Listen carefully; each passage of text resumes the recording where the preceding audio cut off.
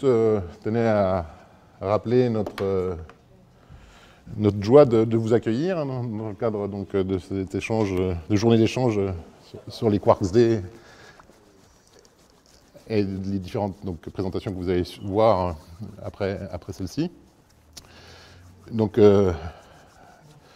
on a souhaité donc, vous parler un peu de notre vision partagée du risque chimique, et au-delà même du risque chimique, de notre vision partagée sur de notre culture sécurité, et une démarche en fait, et la mise en place d'une démarche de culture sécurité au sein de l'IPVF.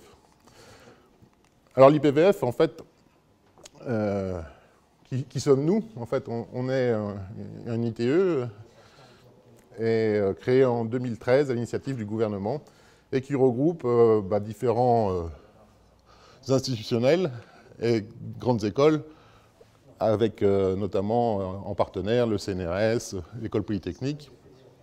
Et la particularité que l'on a, c'est qu'on regroupe aussi, dans le cadre d'un partenariat public-privé, un certain nombre d'acteurs majeurs sur le photovoltaïque en France et à l'international. Donc on va retrouver des grands noms du photovoltaïque et de l'énergie, donc Air Liquide, EDF, Total, et puis aussi des constructeurs, Rieber et Oriba. Nos moyens, donc pour vous décrire un peu l'IPVF, c'est 3500 m² aujourd'hui de laboratoire en salle blanche, plus une quinzaine de laboratoires thématiques et à peu près une centaine de machines et d'équipements de pointe. Sur la partie brevets, on a plus de 25 aujourd'hui, plus de 25 brevets, déclarations d'invention qui ont été déposées. Et sur le risque chimique, aujourd'hui on est des gros utilisateurs de produits chimiques, puisqu'on a plus de 650 produits chimiques. Et dans ces 650 produits chimiques, on en a presque 250 qui sont soit toxiques, soit CMR, soit les deux. La communauté, alors la communauté elle regroupe à peu près aujourd'hui 150 chercheurs, et on a IPV et SAS qui sont en fait les fonctions support d'une cinquantaine de personnes, donc ça fait à peu près 200 personnes. Alors avec un public très diversifié, puisqu'aujourd'hui on a 25 nationalités qui sont représentées au sein de l'IPVF. On a une vision partagée et on essaie d'accroître et de développer cette vision partagée autour des enjeux majeurs que représente le photovoltaïque. On a aussi une veille attentive sur la parité, hein, donc on y est presque. 2019, on était à 40%, 2020 à 45%, et on tend vers les 50% pour cette année. Et aussi, donc, dans le cadre de cette communauté, on a décidé de créer en fait, ce qu'on appelle l'Improve Force, qui est une sorte de comité en fait, d'étudiants, de rechercheurs, qui portent des actions et qui nous aident, nous, à la direction, pour porter des actions en faveur de la QVT et puis aussi des sujets environnementaux qu'on peut défendre. Sur les risques, nos principaux risques, comme je vous disais, effectivement, le risque chimique en occupe une grande partie. Et c'est l'objet de nos préoccupations quotidiennes. Mais on n'a pas que ce risque-là. Hein. On a bien évidemment l'isolation des énergies et des fluides, puisqu'on utilise aussi des gaz spéciaux, notamment l'électricité. On a tout ce qui concerne les problèmes de circulation, d'incendie, de travail en hauteur, surtout pour les entreprises extérieures qui viennent nous assister. On a aussi beaucoup d'utilisation de laser en caractérisation, avec les risques qui sont liés à ces équipements. Et après, je dirais, c'est la vie du site. Donc, c'est tout ce qui est gestion des modifications, intégration des équipements, formation par rapport à l'utilisation de ces équipements. Et malheureusement, de temps en temps, ou même assez régulièrement, on rencontre encore beaucoup de situations dangereuses. Et donc là, c'est bien veiller à ce que toutes les situations dangereuses soient bien identifiées, remontées, et qu'on puisse apporter les actions nécessaires pour en éviter le renouvellement.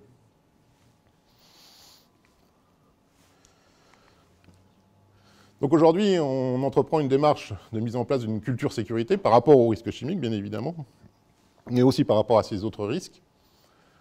Et donc ça, c'est ce qu'on appelle la courbe de Bradley, je ne sais pas si elle est familière à certains, où en fait on essaie de mesurer en fonction de justement de cette culture sécurité, de la mise en place de cette culture sécurité, le taux d'accident. Et on aperçoit que finalement, plus la culture sécurité est développée, mieux sont les résultats, et plus ces résultats sont efficaces. Alors la culture sécurité, bon, là je vous ai mis la définition, là, tout ça c'est appuyé en fait sur une démarche qui est développée par l'ICSI, notamment à Toulouse. Moi j'ai toujours tendance à dire que la culture sécurité, on pourrait la résumer à une simple situation de travail à 2 h du matin, quand plus personne n'est là, et qu'on a deux chercheurs qui sont dans leur laboratoire et qui, de leur fait, mettent en œuvre ou ne mettent pas en œuvre les mesures de sécurité pour se prémunir des risques. C'est ça, en fait, la véritable culture sécurité. C'est que, en fait, indépendamment de l'engagement qu'on peut en avoir chacun ou au niveau de la direction, bah, ça veut dire que le résultat, et ce qui compte, et ce qui est le plus important, c'est que sur le terrain, bah, les mesures de prévention par rapport aux risques les plus forts soient vraiment mises en œuvre. Et sans contrainte, et que ce soit non pas par une obligation, mais par un choix. Donc aujourd'hui, on a différents niveaux de culture sécurité. Donc le niveau réactif, ce qu'on pourrait apparenter un peu au marin-pêcheur, à une culture métier, où finalement l'accident, bah, c'est la fatalité. C'est normal d'avoir des accidents, hein, ou couvreur. C'était vrai encore il y a quelques années. Après, on a un niveau, ce qu'on appelle dépendant, qui est un niveau intermédiaire, en fait, où on commence effectivement à avoir une sensibilité à la sécurité, notamment sur la partie direction et encadrement, où là, on affiche en fait la volonté d'obtenir le zéro accident. Après, on a un nouveau stade, qui est l'indépendant, où là, en fait, c'est l'engagement des personnes qui sont faits autour de standards qui sont mis en place, de reconnaissance individuelle, attention à soi. Là, on peut faire vraiment du zéro accident un objectif. C'est-à-dire qu'on a un système aussi en place qui nous permet de tendre vers ce zéro accident. Et enfin, le dernier niveau, c'est l'interdépendance, qui est là où, en fait, chacun est acteur de sa sécurité, veille à sa sécurité et surtout veille à la sécurité des autres. Et là, le zéro accident, il devient un choix, en fait. C'est que tous, de façon collective, on a choisi d'obtenir ce zéro accident. Alors, vous allez me dire, l'IPVF là-dedans. Alors, l'IPVF, effectivement, comme je vous expliquais, c'est le résultat d'un partenariat entre public et privé avec des entreprises en culture de sécurité forte, hein, EDF, Total, bien sûr, parce que de par leurs activités premières, ce sont des gens qui ont effectivement l'habitude d'avoir des systèmes de management de la sécurité bien établis et qui ont des démarches, groupes, visant à développer cette culture sécurité. CNRS aussi, on a une véritable culture sécurité, même si elle est plus agile, sans doute, qu'un véritable système de management qu'on peut connaître chez l'industriel, de par aussi son activité. Et puis on a IPVF, qui est une jeune structure, et qui est en charge en fait, d'agglomérer en fait, toutes ces constantes et tous ces résultats, et qui en plus a, je dirais, l'ambition de fédérer et de tirer le meilleur de chacun de ses partenaires, de chacune de ses politiques. Et donc nous, on est en charge d'assurer cette synthèse et d'obtenir le meilleur de l'ensemble. C'est ça notre ambition. Alors pour faire ça, en fait, et pour développer cette culture sécurité, eh ben, on a commencé à avoir, à essayer de mettre en place une vision partagée sur les risques les plus forts. Donc tout à l'heure, je vous parlais des risques les plus forts qu'on a, donc effectivement, c'est le risque chimique, c'est là où on revient au risque chimique. Donc il faut vraiment qu'on obtienne de chacun des intervenants, chaque membre de la communauté, une vision partagée autour de ces risques. Et c'est ça qui va constituer en fait la souche et le pilier de notre culture. Se centrer sur les événements à haut potentiel de gravité en favorisant leur remontée. Ça, c'est important. C'est ce qu'on essaie de faire tous les jours. Donc là, ça fonctionne, je dirais, de mieux en mieux, parce qu'on apporte aussi les réponses et on communique à la communauté les réponses qu'on a en phase de ces remontées. Et puis, pour ancrer tout ça, surtout dans le temps, eh ben, on a besoin de mettre en place un système de management de la sécurité qui assure en fait une péréquation et la maintenabilité du système et de l'ambition. Alors la culture sécurité, elle repose sur quoi? Elle repose sur 3 grands piliers, donc ce qu'on appelle la sécurité technique, les systèmes de management de la sécurité, et puis les facteurs humains organisationnels. La sécurité technique, c'est quoi? Bah, c'est en fait nos équipements, nos produits. Donc là, il faut à tout prix, et on y tend de plus en plus, que l'on soit irréprochable par rapport à ça. Donc ça, c'est plus de la sécurité opérationnelle, mais c'est s'assurer qu'effectivement, nos équipements correspondent bien à nos besoins, et que surtout, on sache utiliser correctement ces équipements et qu'ils soient sûrs de façon permanente et constante. Le système de management de la sécurité, donc c'est ce qui reste à mettre en place au niveau de l'IPVF, vraiment un système complet, structuré, avec un engagement de la direction, une bonne gestion des formations et des habilitations, une maîtrise parfaite des analyses de risque, de l'évaluation de l'efficacité, et après, effectivement, la boucle d'amélioration, pour la fermer, c'est un statut, et quelles sont les actions d'amélioration qu'on apporte au système. Et enfin, le troisième pilier, qui est sans doute le plus difficile, parce qu'il est le plus dur à maîtriser, hein, c'est le facteur humain organisationnel, c'est le fameux comportement.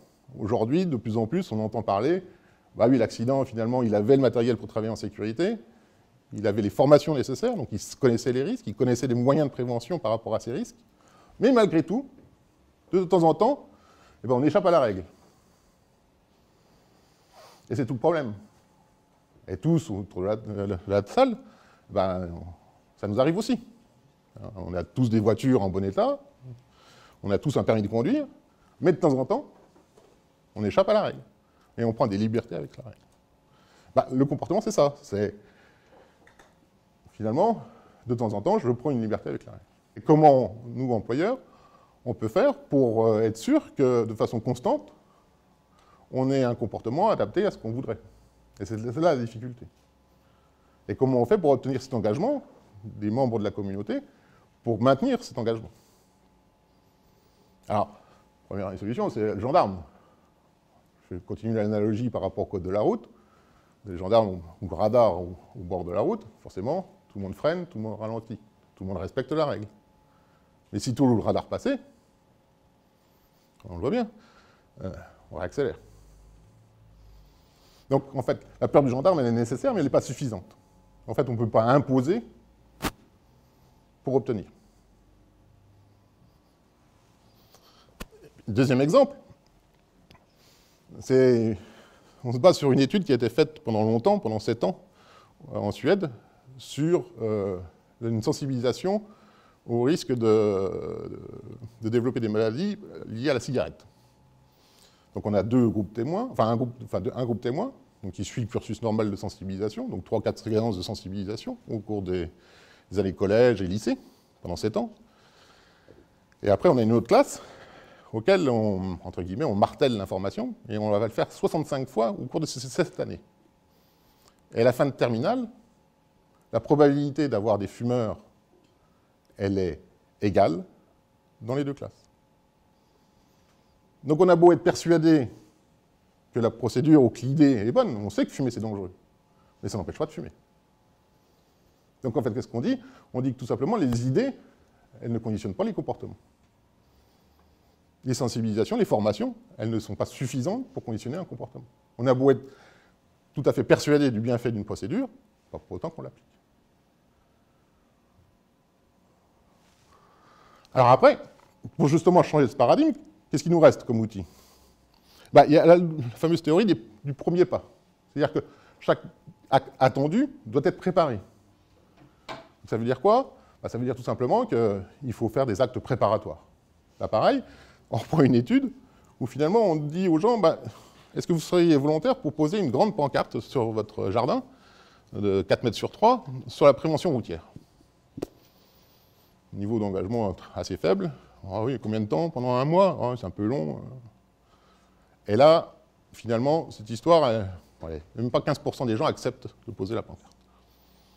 Par contre, on leur demande, est-ce que vous seriez capable de poser un autocollant sur votre voiture pendant 1 mois? Ah oui, pas de problème. C'est la prévention routière, oui, c'est une bonne initiative, oui, pourquoi pas. Donc je pose un petit autocollant sur ma voiture. Là, 70% d'adhésion, 75% d'adhésion. Et on leur demande, 1 mois après, est-ce que maintenant vous seriez d'accord pour mettre votre pancarte? Et là, on grimpe tout de suite à 50%. Donc en fait, on a vraiment cet acte préparatoire qui est important. En fait, c'est la théorie des petits pas, un coup de pied dans la porte. Donc ça peut être un moyen, et c'est un moyen fort pour obtenir l'engagement des gens.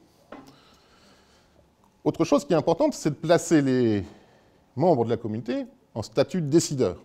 Et là, on est en train d'entreprendre le processus de mise en place de ces règles d'or. Et c'est tout simplement que ce soit très participatif et que ce soit même les membres de la communauté qui définissent eux-mêmes les règles pour pouvoir se les approprier. Et ça, c'est vraiment important. Puis enfin, un 5e élément, tout simplement par rapport à à cet aspect des choses. Ah, j'ai un trou.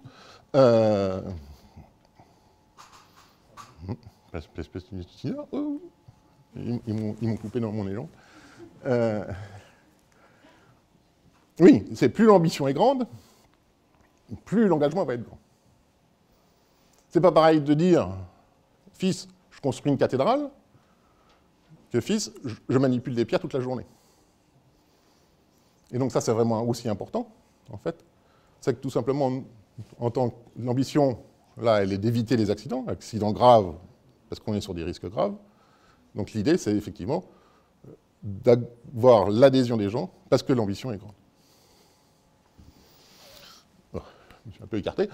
Donc là, encore un apport un peu théorique, c'est ce qu'on appelle le diagramme de James Reason, en fait, qui expliquait qu'il fallait des barrières de sécurité pour garantir la diminution, en tous les cas, des risques d'accident. Et ces barrières, en fait, elles sont là pour éviter l'accident et les conséquences de l'accident. Et malheureusement, dans ces barrières, on a souvent des trous. Alors, imaginez plutôt des tranches de gruyère. Et lorsque les tranches de gruyère sont alignées, c'est l'accident. Parce qu'en fait, on a un trou dans chacune des barrières.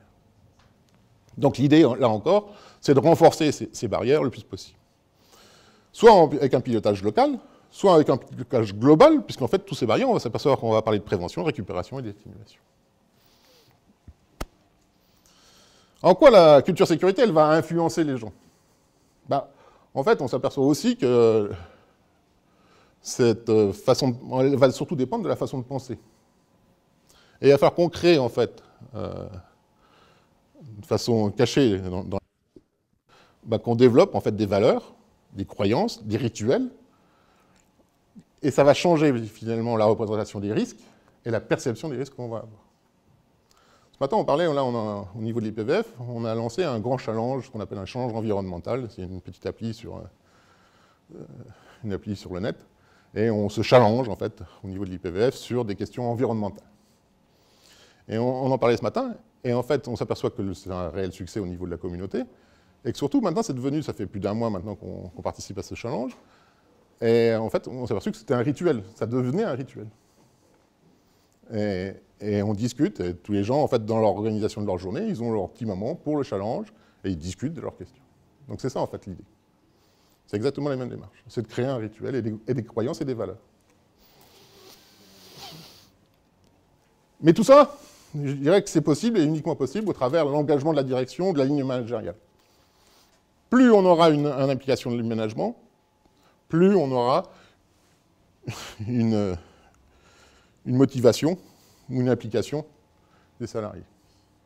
Moi, j'avais toujours un patron qui me disait, de toute façon, en sécurité, il faut que moi je sois exemplaire, parce que, en fait, mon comportement, il est passé à la loupe par l'ensemble de mes salariés. Et je ne peux pas me permettre la moindre erreur en matière de sécurité. Parce que ça va être amplifié, déformé, etc. Et il n'y a rien de plus vrai, quoi. Alors derrière, on va avoir un certain nombre d'outils qui vont nous permettre d'obtenir tout ça. Et là, notamment, nos différentes évaluations de risque, donc on a nos documents uniques, notre document unique, tout ce qui concerne les plans de prévention, pour les entreprises extérieures notamment, et aussi entre partenaires, parce qu'on a des laboratoires qui sont dédiés EDF ou dédiés Total et IPVF, et on a effectivement des gens qui vont dans les uns et dans les autres. Et puis on a, in fine, notamment sur le risque chimique, notre dernière analyse de risque, qu'on appelle la FLU, la fiche locale d'utilisation, qui est développée et qui est utilisée de plus en plus. Qui va permettre après d'aller jusqu'à la fiche d'exposition. Donc on a nos règles d'or, donc on est en train de mettre en place ce processus. L'idée, encore une fois, c'est d'assurer une synergie entre les partenaires, parce qu'eux aussi, ils ont leur propre système de santé et sécurité. Donc il faut qu'on arrive à construire ces règles avec l'ensemble de la communauté, en tenant compte aussi des démarches qui ont été faites par les autres partenaires. Un point sur lequel il faut vraiment qu'on insiste beaucoup, parce que là on a quand même une vocation aussi de formation au sein de l'IPVF, donc on accueille beaucoup de stagiaires, beaucoup d'alternants, des choses comme ça, et donc on a tout cet aspect formation, et puis on a aussi, du fait de nos contrats, des contrats à durée déterminée pour la plupart, où on est obligé aussi de renouveler et de capitaliser en fait notre savoir. Et c'est pour ça que notre processus d'accueil, de formation et de tutorat ou de compagnonnage, peu importe comment on l'appelle, il est vraiment important. Et c'est vraiment un axe de travail sur lequel on travaille beaucoup avec toutes les équipes pour intégrer en fait les nouveaux, capitaliser leur savoir, capitaliser sur notre savoir, et surtout aussi faire que le moment qui passe au niveau de l'IPVF soit un moment, alors c'est généralement en début de carrière plutôt, puisque ce sont des jeunes issus de formation, et qui soient en fait des ambassadeurs de notre culture sécurité, et puis au-delà de ça, de notre culture IPVF.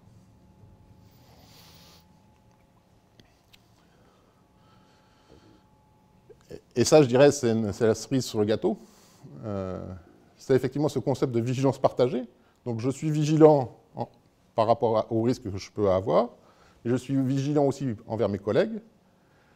Mes collègues acceptent que je leur fasse une remarque, comme moi j'accepte qu'ils me fassent une remarque.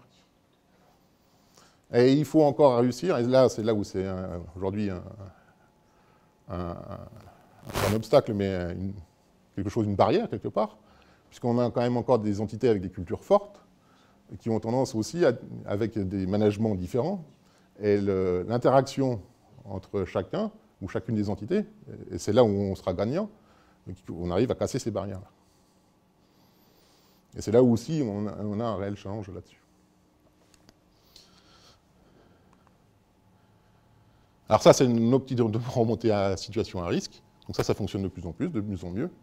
Le soin et la vigilance qu'il faut y apporter, c'est d'apporter les éléments de réponse pour attester de la prise en compte de ces remontées. Donc ça, on a la chance d'avoir de l'affichage dynamique, des choses comme ça, des outils de communication qui nous permettent de communiquer facilement à l'ensemble de la communauté, comme quoi la remontée a été prise en compte. Et les actions faites. Et c'est d'autant plus important que là, vous la rappelez, c'est sans doute la pyramide de Bird, mais la pyramide de Bird, il parlait en fait d'une loi statistique sur les accidents. Quand en fait le résultat d'un accident grave était conditionné à la réapparition d'un même événement un certain nombre de fois, donc sous forme soit d'accidents avec arrêt, soit d'accidents sans arrêt, soit de situations dangereuses. Et une fois de temps en temps, il y avait un accident grave. Ce qu'il ne faut pas oublier dans Bird, en fait, quand Bird en parle, il dit ça c'est valable pour une seule origine d'accident. Et alors c'est vrai qu'on prend souvent un biais en disant voilà, c'est notre courbe Bird de nos accidents. Non, c'est pour une origine d'accident. Un accident avec une poussière dans l'œil, ça ne serait jamais un accident mortel. Et souvent, les services de prévention, ils s'épuisent un petit peu à chasser toutes ces situations dangereuses, alors qu'en fait, les seules qui méritent véritablement une attention, ce sont celles qui sont sur des risques forts avec un haut potentiel de gravité. Et c'est vraiment celles-là sur lesquelles il faut se concentrer.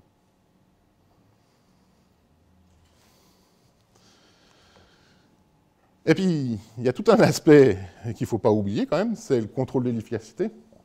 C'est la mesure de l'efficacité, comme quoi votre système il est robuste, il fonctionne. Et à un moment donné, qu'est-ce qu'il en reste sur le terrain? Et comment on s'assure que le message qu'on a voulu passer est bien mis en application sur le terrain? Et ça, c'est une réelle difficulté. Donc ça passe aussi par des visites préventives, des visites de comportement, en fait, je dirais de dialogue et d'échange avec les opérateurs, les gens qui sont derrière la Sorbonne, pour voir effectivement ce qu'ils ont retenu, eux, et comment eux, ils vivent, en fait, et les difficultés qu'ils peuvent rencontrer par rapport à la mise en application des règles qu'on leur a données. Et tout ça, effectivement, ça aboutit sur des règles autour des événements, aussi bien des accidents, presque accidents, situations dangereuses, mais ça peut être aussi, effectivement, des bonnes pratiques. Et puis, pour favoriser ce partage au travers de la communauté, on a aussi créé donc, des instances de dialogue. Donc, une sur la partie HSE, donc on a un représentant HSE par entité qui participe et qui sont en fait là pour la promotion de la santé et de la sécurité au sein de leurs entités et puis au sein de la communauté. Et donc c'est un organe vraiment de proposition. Après on a un comité de pilotage qui lui est plus un organe de décision où en fait c'est eux qui, sur la proposition du comité HSE, décident de la mise en œuvre des actions. Et puis on a un board, un comité de surveillance, qui est là pour superviser, et puis faire le suivi budgétaire de tout ça. Voilà le schéma de l'IPVF. Donc aujourd'hui, on est encore dans une phase de construction de tout ça, bien évidemment. On a nos partenaires qui sont partie prenante, on a nos partenaires extérieurs aussi qui sont partie prenante. On travaille beaucoup avec Quarks, notamment sur tout ce qui est notion de fiches locales d'utilisation, suivi d'exposition. Donc ça, c'est un gros travail, puisque ça correspond quand même au gros de notre activité. Et on essaie de mettre tout ça en œuvre. Je crois que j'ai terminé mon... Juste un petit mot pour la fin, pour dire qu'effectivement, la culture sécurité, en fait, elle s'englobe dans ce qu'on appelle la culture organisationnelle. C'est une partie importante, certes, je ne vais pas dire le contraire, mais ce n'est qu'une partie de la culture organisationnelle. C'est ce qui fait en fait la culture de l'IPVF. Voilà, j'ai terminé. Je ne sais pas si j'ai trop débordé, je ne crois pas. Non, un petit peu. Est-ce que vous avez des questions ?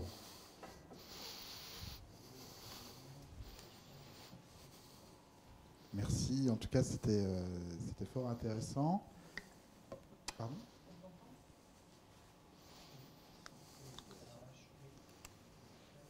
Merci Monsieur Ballier. Alors je ne sais pas si on a des questions en ligne.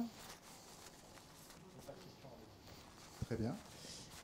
Dans la salle, je ne sais pas si vous avez des questions à poser à Monsieur Ballier.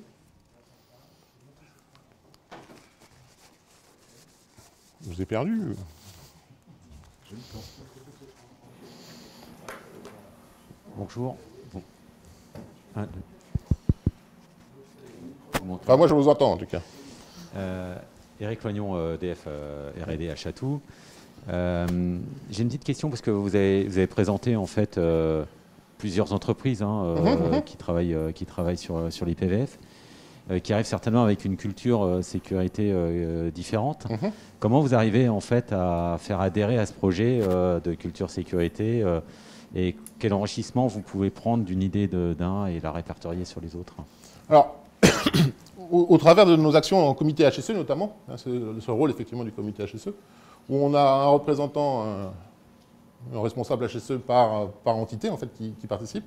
Et lorsqu'on pose un sujet sur la table, là en l'occurrence c'était l'utilisation, je sais pas, par exemple de produits particulièrement dangereux, notamment des sels de cyanure, et ben, on s'est appuyé sur l'expertise de l'IRDEP, parce qu'il y avait l'IRDEP justement à Chatou qui pratiquait déjà ces opérations. On a bénéficié aussi de l'apport du CNRS sur la chose. Et en fait, c'est au travers de la communauté HSE qu'on essaie de bâtir et de tirer le meilleur effectivement de chacune des entités. Et sur le risque chimique, du coup, le fait d'aller sur Quarks, c'est peut-être aussi d'imposer à Total ou à vos fabricants d'aller vers ce produit. Quelles difficultés avez-vous rencontrées, justement? En fait, alors, on ne peut pas dire que c'est des difficultés, parce qu'on est tous sur un vecteur commun. Hein. Alors effectivement, c'est l'une des craintes qu'on peut avoir par rapport à ça. Mais bon, on est vraiment sur un sujet sécurité, où on parle de la santé et la sécurité des personnes qui interviennent. On a vraiment un consensus qui se développe tout de suite. Après, c'est plus une approche en termes d'outils, effectivement, je vous rejoins, et notamment par rapport à Quarks. L'idée a été effectivement de s'appuyer sur ceux qui avaient la plus d'expertise ou le plus d'ancienneté dans le Quarks, et le plus de maturité. Donc effectivement, on s'est appuyé sur l'expertise EDF, et effectivement, on a upgradé les solutions Quarks en fonction de ce qui avait été fait chez EDF. Et on l'a réussi à le vendre chez Total. Donc Total, au moins pour ce qui concerne l'IPVF, est adhérente. Le CNRS suit également, puis bien évidemment l'IPVF.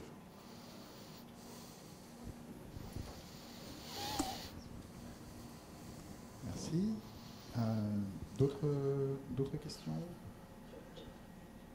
Moi, j'en avais éventuellement une. Oui, je vous en prie. J'ai trouvé que les repères en termes de hiérarchisation des risques, en partant vraiment du principal, qui sont les risques les plus graves, dans ce type de hiérarchisation, quelle serait, selon vous, la bonne approche pour différencier ce qui engendre des accidents et ce qui engendre plutôt une notion de maladie professionnelle à long terme? Est-ce qu'il y a une hiérarchisation à faire entre ces deux choses? Et comment... Enfin, je ne sais pas si... Oui, je comprends. Non, alors on n'oublie pas effectivement le domaine de la santé, hein, bien évidemment. Aujourd'hui, en fait, on ne différencie pas en fait, le caractère immédiat de l'accident du caractère chronique de la maladie. On est vraiment sur la prise en compte de ces deux risques au même niveau. Il n'y a pas de différenciation. Même si effectivement les effets sont plus différés, on va dire, sur une maladie chronique. Mais eux, on les prend tous les deux en compte. Merci.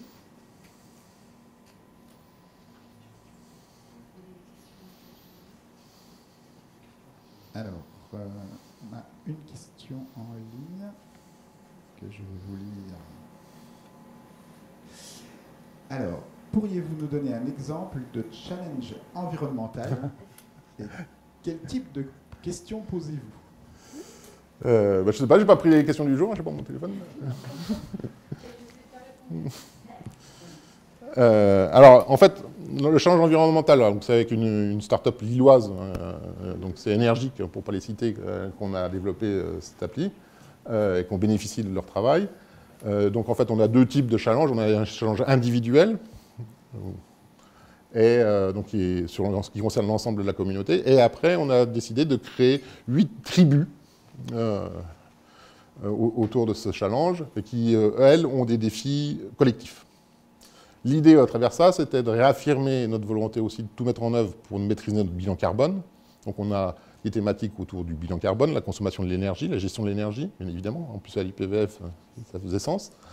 On a sur la biodiversité, et chaque mois, en fait, on change de thème. Comme ça, on a 8 thèmes à faire pendant ce challenge. Et tous les mois, on renouvelle, en fait, ces challenges collectifs pour, justement, autour de ce thème-là. Alors là, c'était plus sur la biodiversité, le mois dernier, où, en fait, on a eu comme challenge un engagement sur c'était les plantes et comment cultiver et mettre en valeur des plantes au niveau de son bureau ou au niveau de la vie privée. On a aussi un certain nombre d'engagements à réaliser, toujours pareil, avec une connotation environnementale sur la maîtrise de l'énergie et les bonnes pratiques ou les actes qu'on pourrait développer et mettre en œuvre. Et nous, communauté IPVF, on s'est engagé à mettre en œuvre les 3 meilleures idées qui seraient les plus plébiscitées au niveau de la communauté. Donc aujourd'hui, on a la mise à disposition, sans trahir trop, la mise à disposition de mugs, notamment, de gourdes. On a un bilan énergétique à faire pour le bâtiment, avec les actions qui vont bien. Et on a des actions aussi sur la gestion des déchets côté bureau. Donc voilà les choses sur lesquelles on s'engage. D'accord, merci. Très bien. Est-ce qu'on a d'autres questions en ligne? Non? Écoutez, je vous remercie beaucoup. Merci beaucoup, merci de votre attention.